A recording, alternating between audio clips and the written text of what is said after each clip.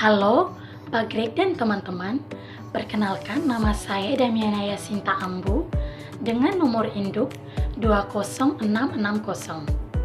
Baik, sebelum kita memulai pembelajaran kita tentang psikologi pendidikan, marilah kita berdoa terlebih dahulu.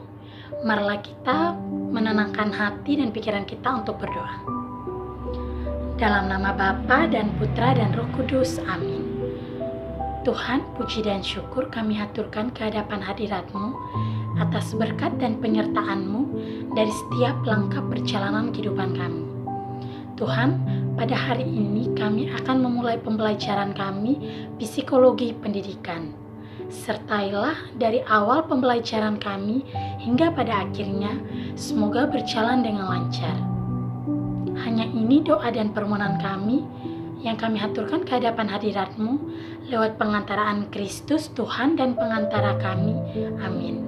Santo Fransiskus Assisi, doakanlah kami. Dalam nama Bapa dan Putra dan Roh Kudus. Amin. Halo semua, saya Anastasia akan membahas tentang pengertian psikologi. Psikologi sendiri itu berasal dari bahasa Yunani yang terdiri dari kata psyche atau psikis yang artinya jiwa, dan juga logos yang artinya ilmu. Secara harfiah, psikologi itu berarti ilmu jiwa atau ilmu yang mempelajari tentang ilmu jiwa. Psikologi itu sendiri adalah ilmu tentang sesuatu yang bernyawa.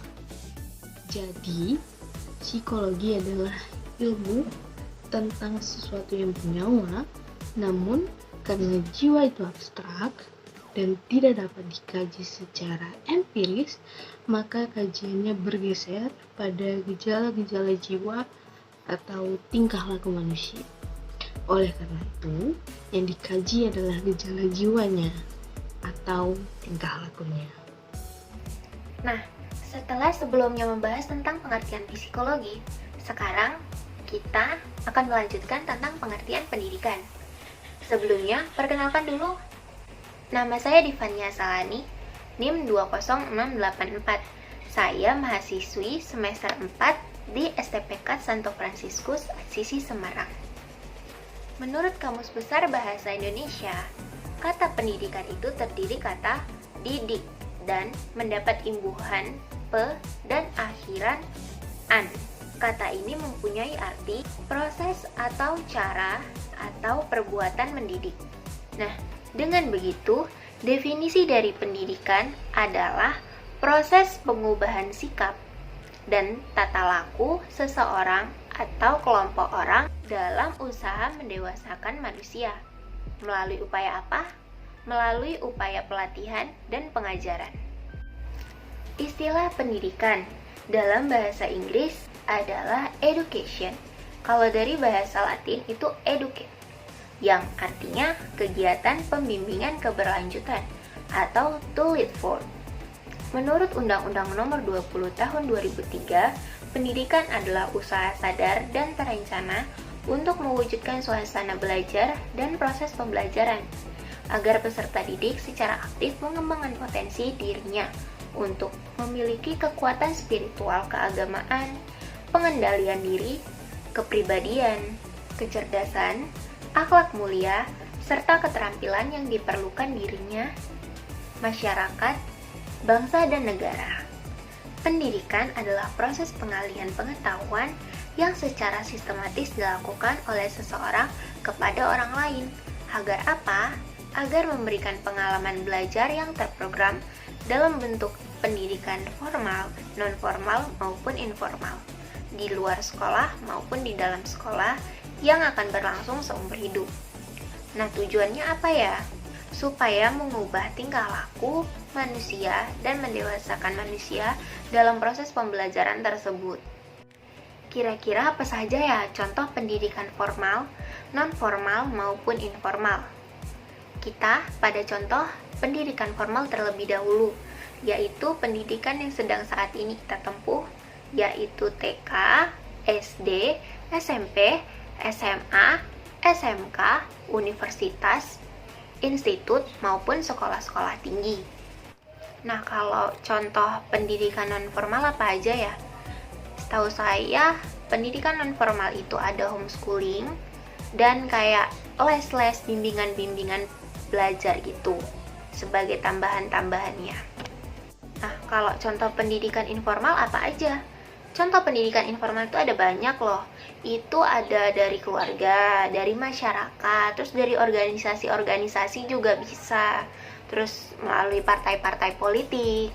Terus itu lembaga-lembaga masyarakat itu bisa sebagai pembelajaran juga dan proses pendewasaan juga. Oh ya, lingkar pergaulan juga termasuk pendidikan informal.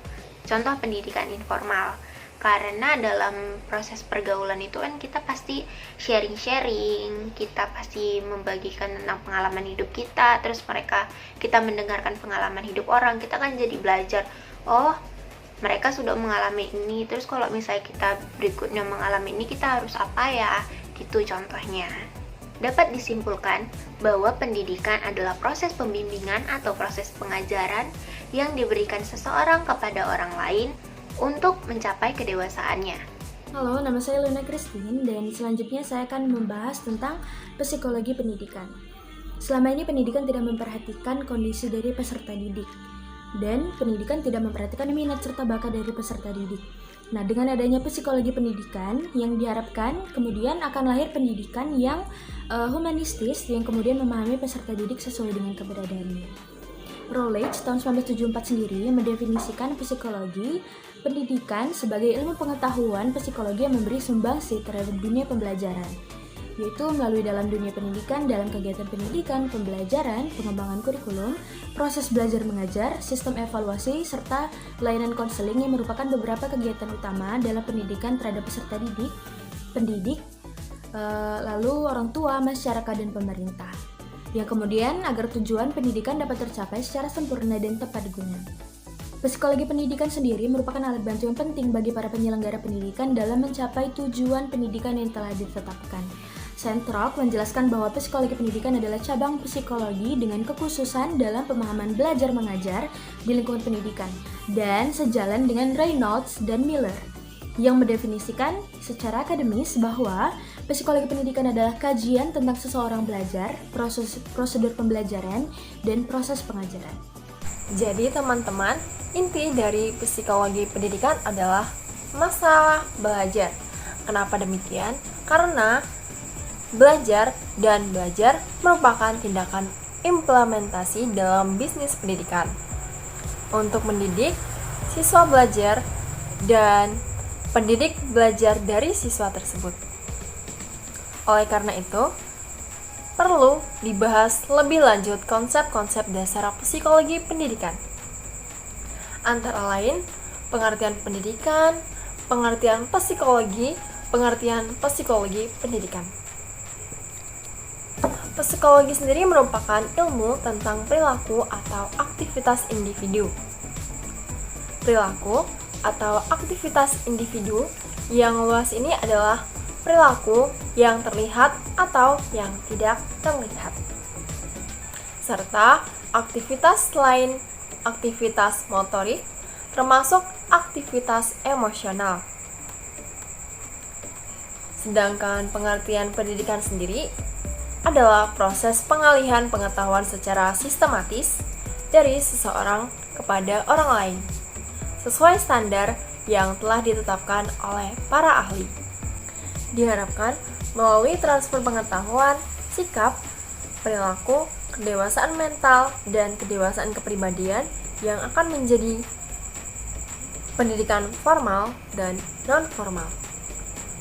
Psikologi pendidikan merupakan suatu yang harus dipelajari oleh calon pendidik dan berkaitan dengan kondisi pendidikan sebelumnya.